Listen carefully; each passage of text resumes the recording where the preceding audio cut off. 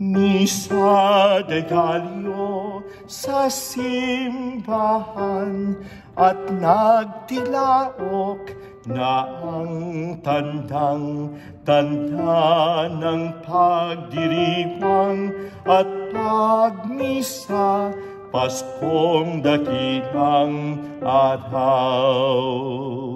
Ang awit na handog ng Mesiyas, mayroong pangkastanyetas.